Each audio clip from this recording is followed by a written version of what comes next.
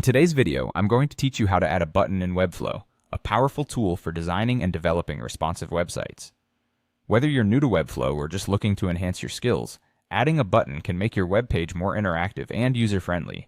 Let's dive in and get started on this simple process. First, you need to open up your Webflow project. You'll want to have this open so you can directly manipulate your design. If you're not already on your project's dashboard, log into your Webflow account and navigate to the project you'd like to work on.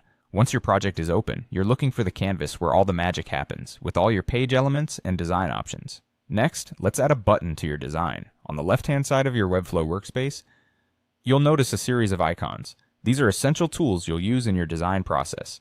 Look for the icon that resembles a plus sign. This is your Add Element button. Clicking this will reveal a panel filled with various elements you can incorporate into your web page, such as text, images, and of course, buttons.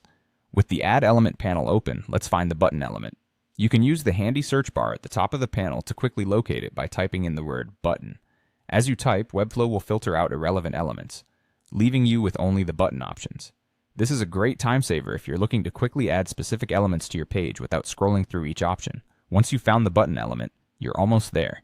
Now simply click and hold on the button element, dragging it with your cursor onto the canvas where you'd like it displayed on your page. You'll see outlines that help you position the button accurately within your layout. Positioning is crucial because it determines how the button will interact with other elements on your page. Consider the user journey and where they are most likely to need access to a button, such as beneath a call to action or alongside relevant content. Once you're happy with its placement, release your mouse button to drop it into place. After dragging and dropping your button, you can customize it according to your preference. Make sure it aligns with your overall design theme. And don't forget to link it to the appropriate action or page, creating a seamless user experience.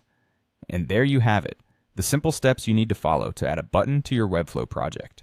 Hopefully this guide has helped you confidently integrate buttons into your web pages. Experiment with different styles and placements to truly make your design unique and effective. Happy designing!